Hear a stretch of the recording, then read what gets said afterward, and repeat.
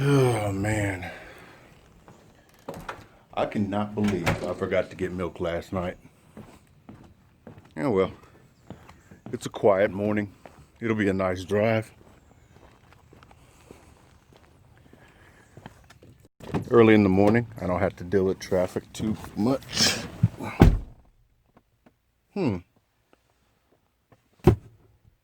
I forgot all about these. These are my H&R lowering springs. You know what that means. Honey, I'm not gonna be able to get that milk today.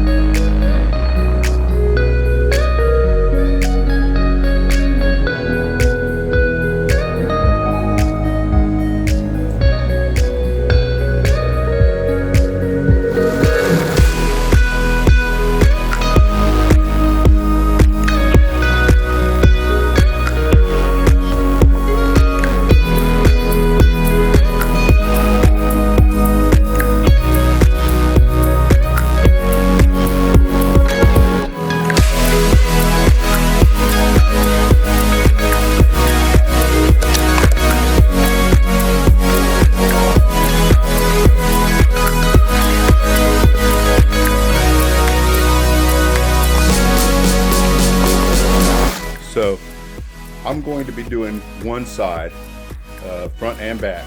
And since the other side is pretty much exactly the same, unless something strange arises, I won't be showing that part. I'll just show the process and show you the results.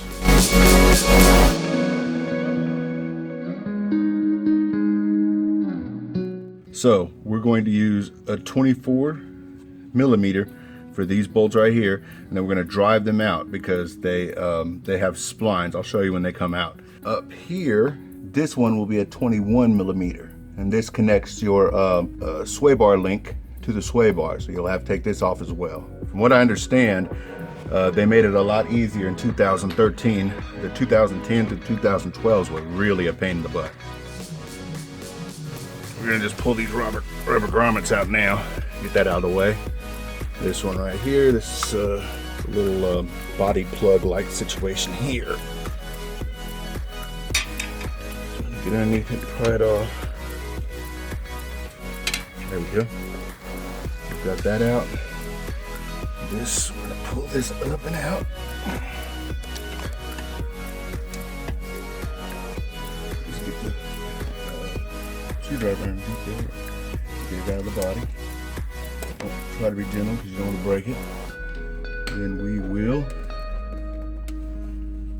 disconnect this.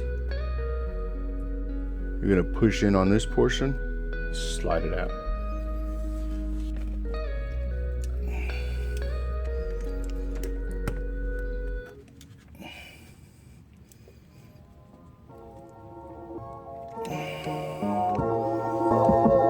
There we go. Just jammed. All right. Nothing's broken. There's a lot of dirt in here.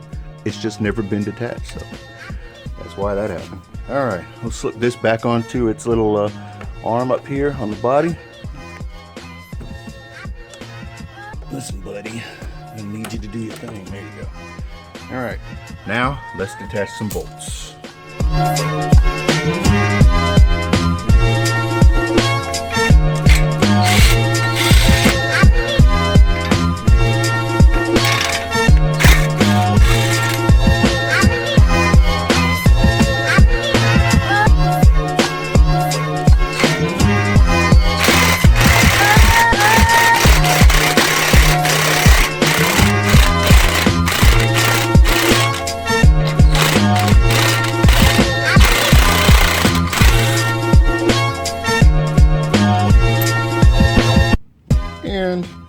can see how the bolt is sagging. This is the sway bar link, and you can see how as it comes up, it's up here now, because as we took this off, it began to cant.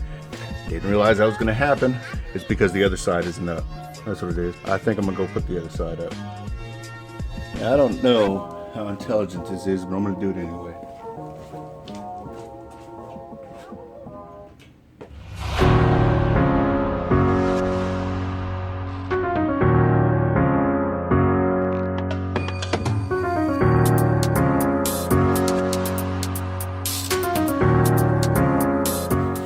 And that solves the problem. Straighten the bolt out, makes it easy to come out.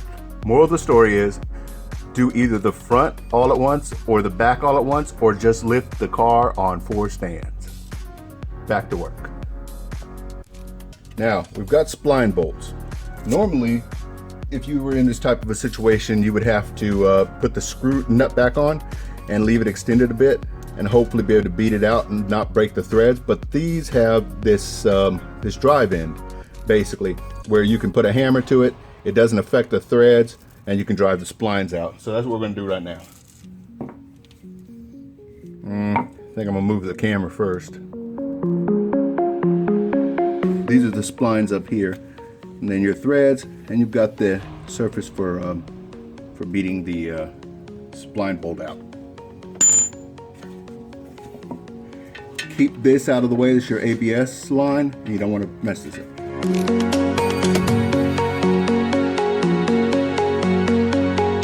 You don't want to screw up your ABS line, and you don't want to screw up your mag lines over here. So just make sure you take care of all this. This is going to come off with the shock. Let's take this out. This is the bolt that connects to your sway bar link, which connects to your sway bar down here. All right, we're moving up top.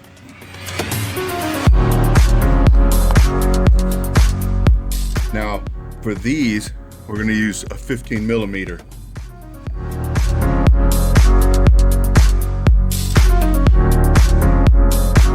I can see it's dropping right now, so what I'll do is take this box wrench, and I will hold the shock while I take this bolt off. And now we're gonna work it out.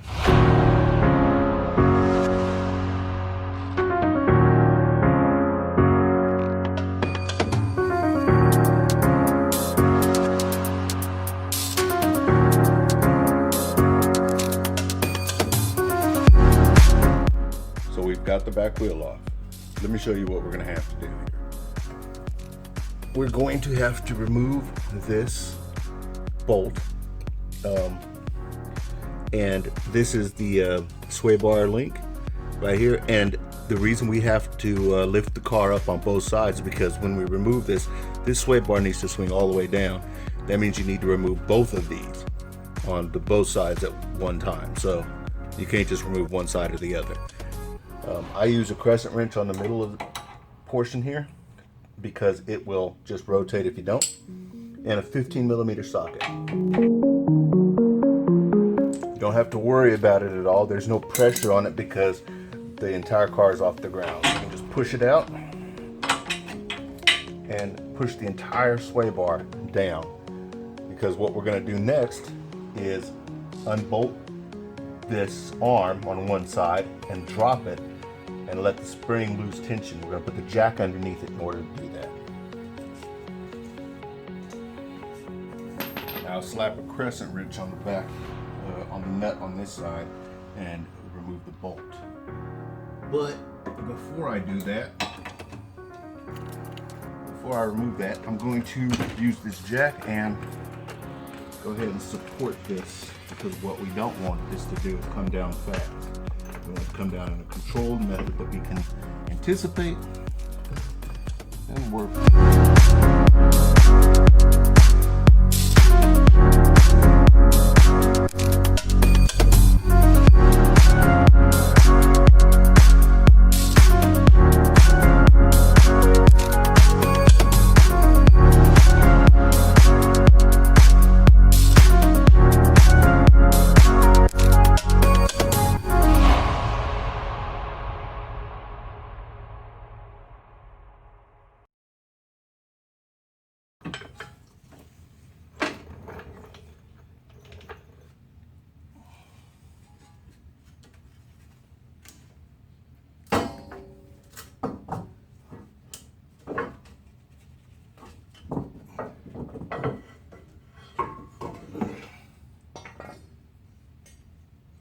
And there we go.